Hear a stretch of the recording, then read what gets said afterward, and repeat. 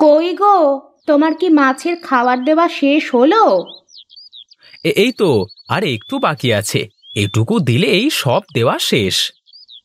তা বলি কি, মাছগুলো কি শুধু শুধু খাবারই খাচ্ছে নাকি বড়ও হচ্ছে? এই যে গিন্নি, কি যে বলো তুমি! খাবার দিচ্ছি বলি তো মাছগুলো বড় হচ্ছে। তা না হলে কি আর এ কদিনে এত বড় মাছ হতো? মনে হচ্ছে সামনের মাসেই মাছগুলো ধরে বাজারে বিক্রি করা যাবে।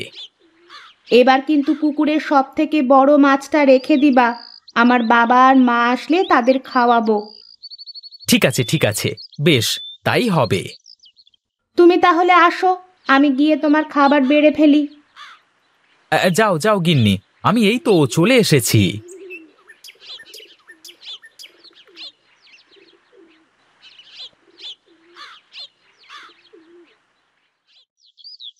এই যে তোমার চা। বলি, একটু তো বাইরে বেরিয়ে সবকিছু দেখেও আসতে পারো। কোথায় আর যাব? আমার কি আর এখন এই মাঠ ঘাট চষে বেড়ানোর সময় আছে নাকি? সামনে যে আমাদের বাড়িতে এত বড় একটা অনুষ্ঠান হতে চলেছে, তা মেয়ে জামাইদের নিমন্ত্রণ করবা না? সে তো আমি কবেই সেরে ফেলেছি। জামাই তো 1 সপ্তাহের ছুটিও নিয়ে ফেলেছে। তা বলি কি, শুধু কি এক জামাইকেই বলেছো নাকি দুই জামাইকেই একসাথে বলেছো? আমার তো একটাই জামাই, তাই আমি শুধু তাকেই বলেছি। তোমার যদি এতই পড়ে, তাহলে যাও, তুমি গিয়ে তোমার ওই ভিখারি জামাই আর ওই মেয়েটাকে বলে আসতে পারো।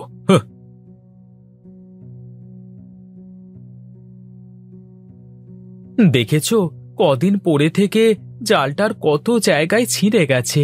এগুলো এখন না সারলে একটা মাছও পুকুর থেকে ওপরে তুলতে পারবো না। বেশ তো, করো বসে বসে এখন। তুমি তো আর এখন মাঠে দৌড়তে যাচ্ছ না, নিরিবিলি করতে থাকো, হয়ে যাবে। বাহ, তোমার ভেতরেও যেন তোমার বাপের মতো চিন্তা ভাবনা। জানো, কদিন পরে না আমাদের বাড়িতে অনেক বড় একটা অনুষ্ঠান হবে। কত লোকজন আসবে, কত মজা হবে। ওসব আমাদের ভেবে লাভ কি বলো? তোমার বড়লোক বাপ তো আর আমাদের নিমন্ত্রণ করবে না। আমরা সেখানে গেলে তো সেখানে বেমানান লাগবে। মন খারাপ করো না তুমি, দেখবে একদিন না একদিন বাবা আমাদের ঠিক মেনে নেবে।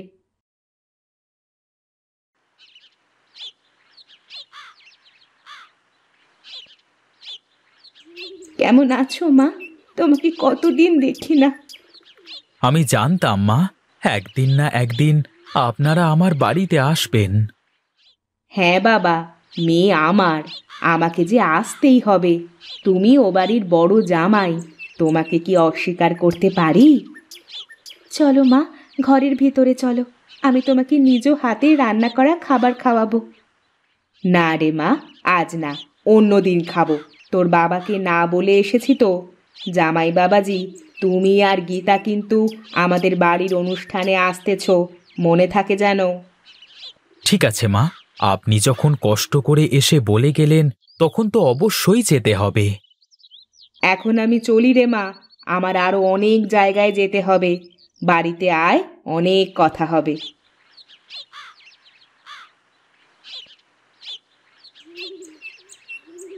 শোনো, তোমাকে একটা কথা বলে রাখি। তা কি কথা? বলো দেখি শুনি। বাবা তার বড় জামাইকে আর মেয়েকে দেখতে পারে না, তাই তাদের সাথে যত পারো একটু এড়িয়ে চলার চেষ্টা করবে, কেমন? এ কি বলো তুমি? এই তোমার আপন দিদি জামাইবাবুর সাথে তুমি কথা বলো না, মেশো না? আরে না না, তা না, আমরা সবাই কথা বলি, কিন্তু বাবা কিছুই জানে না। আচ্ছা, তা এমনটা হওয়ার কারণ কি? দিদি বাবার কথার অবাধ্য হয়ে গরিব চাষার সাথে বিয়ে করেছে, এটাই ওর অপরাধ। ও আচ্ছা, তাহলে এই ব্যাপার, বুঝতে পেরেছি। দাঁড়াও, তোমার বাবাকে দেখাচ্ছি। তুমি আবার কিন্তু কিছু উল্টোপাল্টা করতে যেও না, বাবা কিন্তু খুবই রাগী মানুষ। ঠিক আছে, ঠিক আছে, এসে দেখা যাবে।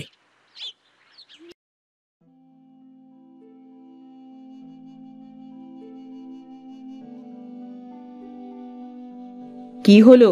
তুমি বসছো না কেন? তুমি জানো না আমি যার তার সাথে বসে খাবার খাই না।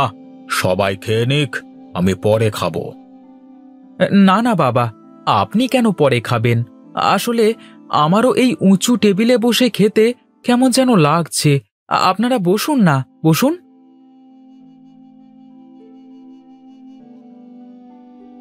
এই তো, হ্যাঁ, আপনারা টেবিলে বসে খান, আর আমি এই তো হ্যাঁ, নিচে বসেই খেয়ে নিতে পারবো।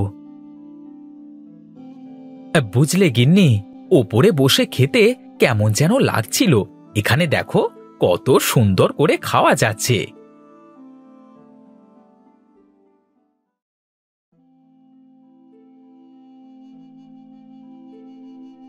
কি রে মা, জামাইয়ের কি হলো?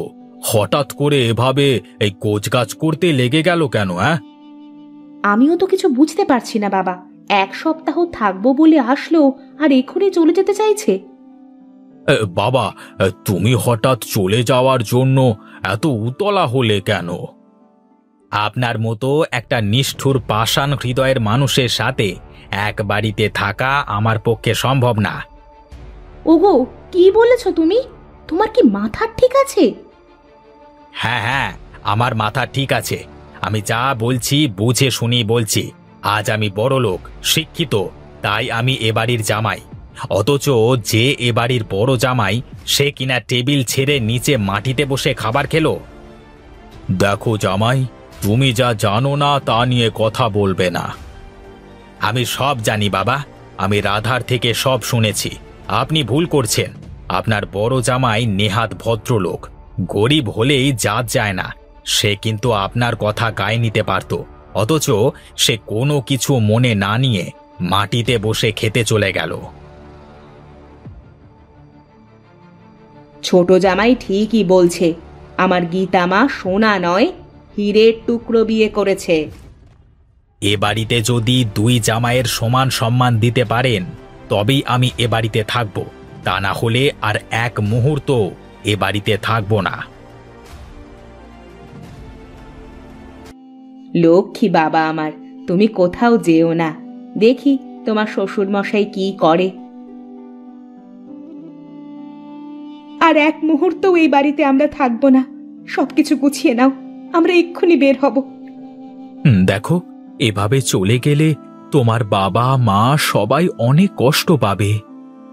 তুমি এখনো তাদের কষ্টের কথা ভাবছো? তারা তোমাকে কিভাবে সম্মান করলো তুমি দেখোনি? বড়দের কথায় কিছু মনে করতে নেই, ভুলে যাও সব। কটা দিনেরই তো ব্যাপার। তোমার ইচ্ছে হলে তুমি থাকো, আমি গেলাম। আমার আর এখানে থাকার কোনো শখ নেই।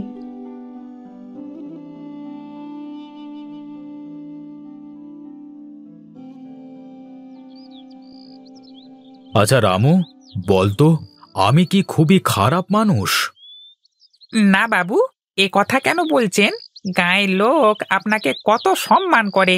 আপনি বিপদে আপদে সবার পাশে দাঁড়ান। তাহলে আমার পরিবারের সবাই আমার সাথে এমন কেন করে? আমি একটা কথা বলবো বাবু? হ্যাঁ, বলে ফেল দেখি, শুনি তোর কথা। আপনি না বড় জামাইবাবুকে মেনে নেন, দেখবেন আর কোনো সমস্যা থাকবে না।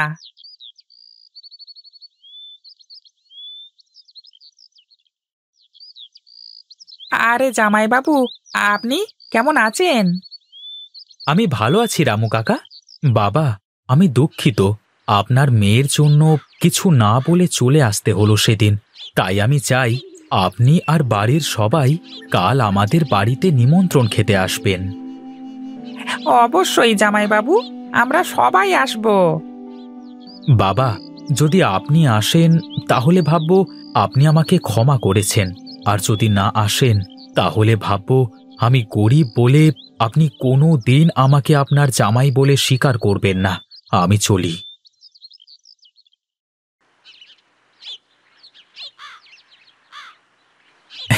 আমি তো গরিব চাষা, আমি হয়তো আপনাদের মতো মোরগ পোলাও, কোরমা, বিরিয়ানি এসব করে খাওয়াতে পারবো না, কিন্তু আমার পুকুরের তাজা মাছ, বাড়ির মুরগির মাংস, নানান রকমের সবজি। আমি এসব খাবার নিজ হাতে রেঁধেছি, শুধুমাত্র তোমাদের খেতে দেব বলে। দেখেছেন বাবা, এই খাবারগুলো হতে পারে কম দামি, কিন্তু এই ভালোবাসা কিন্তু আপনি কোটি টাকা দিয়েও কিনতে পারবেন না। তোমরা কি শুধু কথাই বলবে নাকি খাবেও শুনি?